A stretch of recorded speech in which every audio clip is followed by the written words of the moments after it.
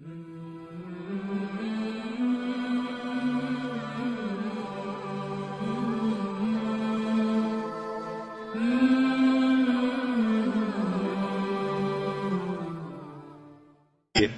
ایک کتاب میں لکھا ہے کہ آپ لوگوں کو پتہ ہے کہ بیوی حضرت عمر عنہ سے کیا بات کر رہی تھی؟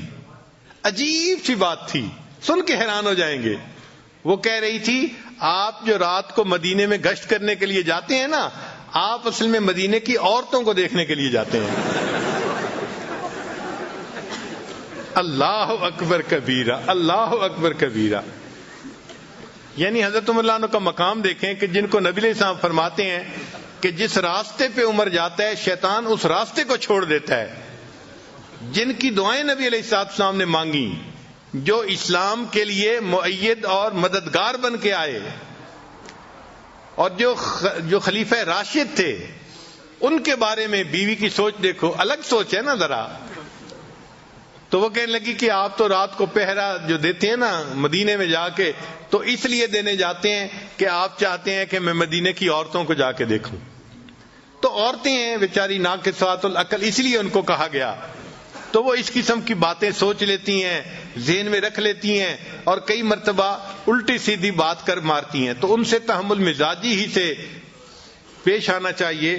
نبی علیہ السلام نے یہی بات سکھائی.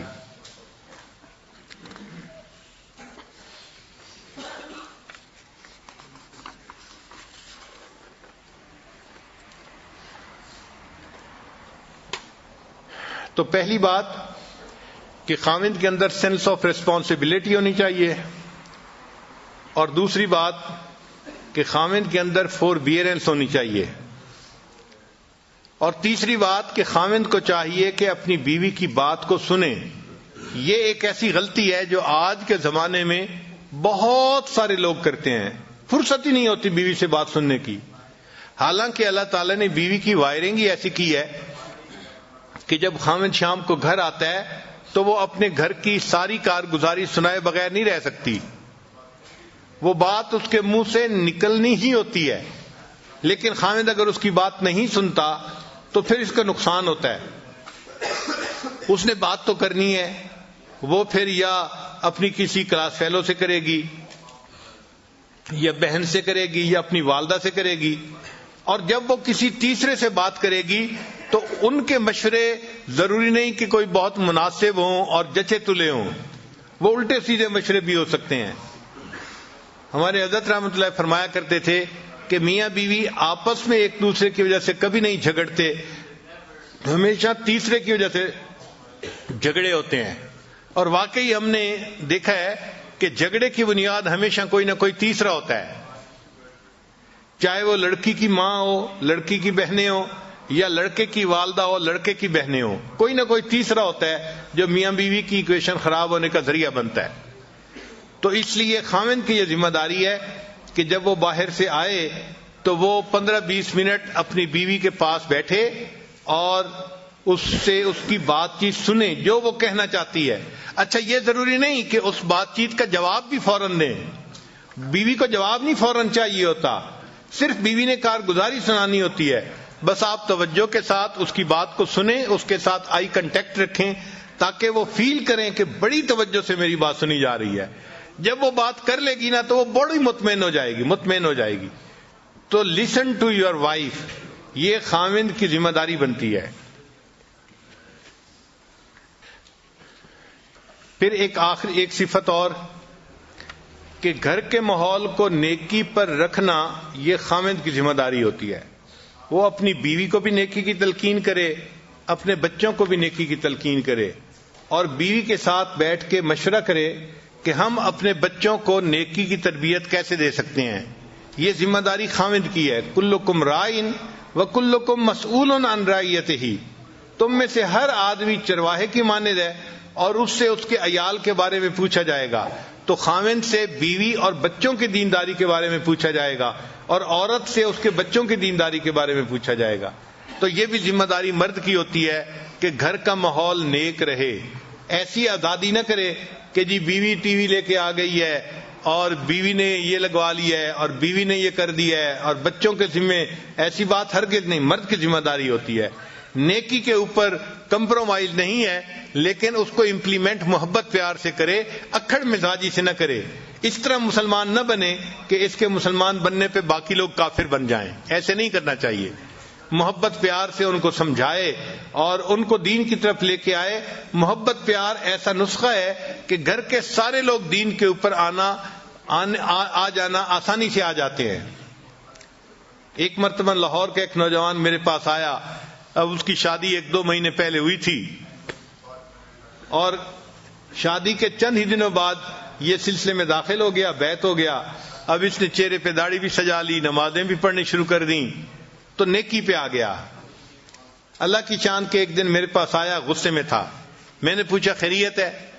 کہنے لگا بس حضرت کیا بتاؤں، یہ جو میری بیوی ہے نا، اس نے بس مجھے بہت ستایا ہوا ہے۔ میں نے پوچھا کیا ہوا؟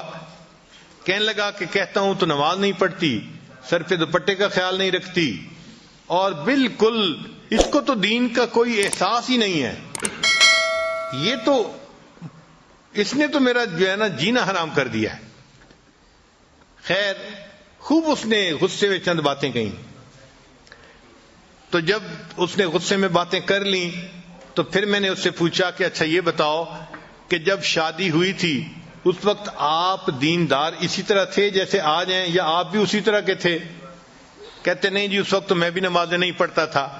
اصل میں شروع میں دونوں ایک ہی جیسے تھے اور آپس میں پسند کی شادی تھی یہ۔ تو میں نے کہا کہ بھائی آپ بھی اسی جیسے تھے اور آپ بھی نمازیں نہیں پڑھتے تھے، تو آپ نے ایسی ہی بیوی پسند کی، تو بیوی تو وہی ہے نا، کوئی بدلی تو نہیں ہے، مگر فرق یہ پڑا کہ آپ نے اس مجلس میں آنا شروع کیا اور آپ نے دین کی باتیں سنی تو آپ نے دین کو قبول کر لیا، اور اب آپ کی زندگی نیکی دین والی بن گئی ہے۔ کہنے لگے ہاں یہ بات تو ٹھیک ہے۔ میں نے کہا یہ بتائیں کہ آپ کی بیوی نے کتنی نصیحتوں کی محفل اٹینڈ کی ہے؟ کہنے لگے وہ تو نہیں آتی۔ میں نے کہا کوئی اور دینی محفل اٹینڈ کی ہو جہاں اس کو دین کی طرف کسی نے ترغیب دی ہو، بلایا ہو؟ کہنے لگا نہیں۔ میں نے کہا پھر وہ کیسے دوپٹہ کرے گی سر کے اوپر، اور کیسے وہ پردے کا خیال کرے گی، نمازیں پڑھے گی؟ اس کو تو سمجھانے والا کوئی ہے ہی نہیں۔ آپ کو تو سمجھانے والے مل گئے، اس کو تو نہیں نہ ملے۔ تو اب اس کو فیل ہوا کہ بھائی حضرت جی مجھے آہستہ آہستہ نا اس بات پہ لے آئیں گے کہ اچھا اس کو محفلوں میں لایا کرو، تو یہ تو کام لمبا ہو جائے گا نا۔ اور وہ تو جلدی حل چاہتا تھا کہ حضرت جی مجھے کہیں وہ نماز نہیں پڑھتی، تم جاؤ ذرا اس کو سیدھا کرو۔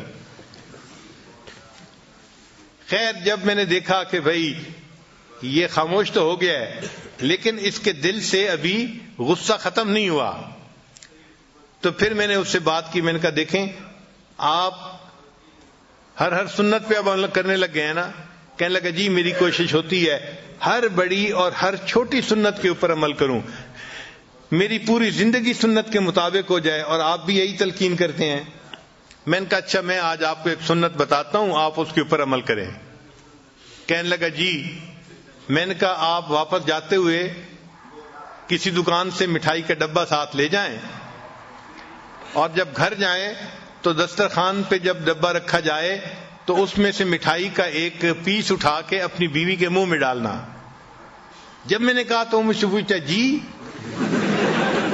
میں نے کہا بھائی میں فارسی نہیں بول رہا، میں آپ کی زبان میں ہی آپ سے گفتگو کر رہا ہوں کہ آپ ایک مٹھائی کا ڈبہ لے کے جائیں اور بیوی کو ہدیہ دیں، اور جب دسترخوان پہ وہ ڈبہ رکھا جائے تو اس میں سے ایک پیس اٹھا کے تو اپنی بیوی کو مٹھائی کھلائیں۔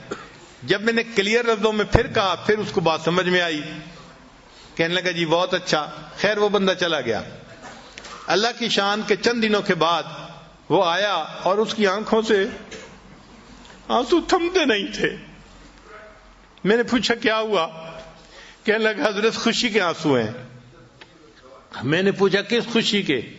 کہنے لگا کہ میں جاتے ہوئے مٹھائی کا ڈبہ لے کے گیا اور گھر والوں نے پوچھا، بیوی نے کہ یہ کیا لائے؟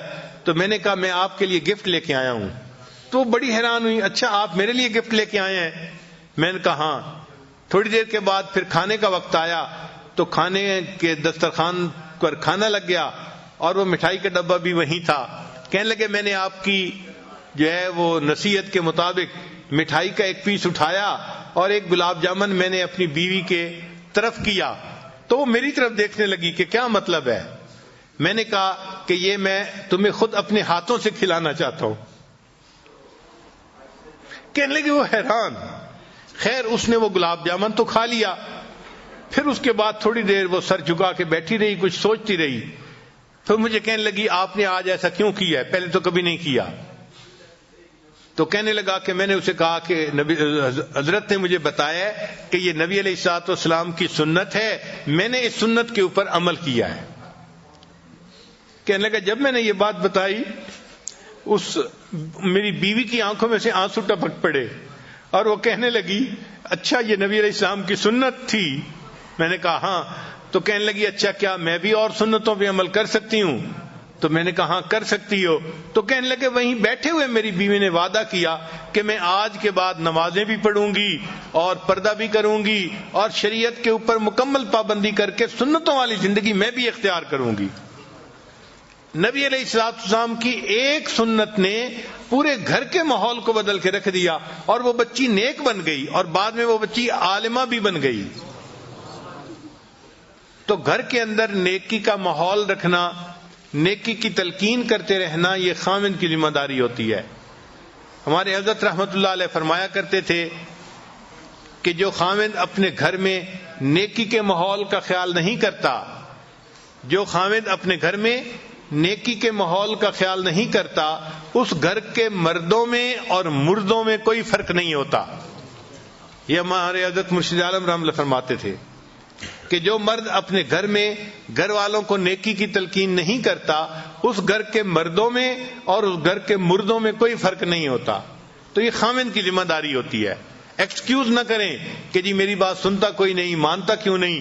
ہاں جب آپ رف ٹف موڈ میں, غصے کے موڈ میں بات کریں گے آپ کی بات کوئی نہیں سنے گا, لیکن جب آپ محبت اور پیار سے بات کریں گے تو ایسی ہر کوئی بات سنے گا کہ سب آپ کے جو ہیں وہ بات کو پورا کر کے دکھانے والے بن جائیں گے. بچے بھی آپ سے محبت کریں گے, بیوی بھی آپ سے محبت کرے گی.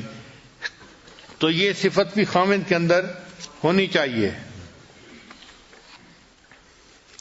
نبی علیہ الصلوۃ والسلام اپنی زوجہ سے کتنی محبت کرتے تھے اس کے بارے میں تو بہت ساری احادیث ہیں.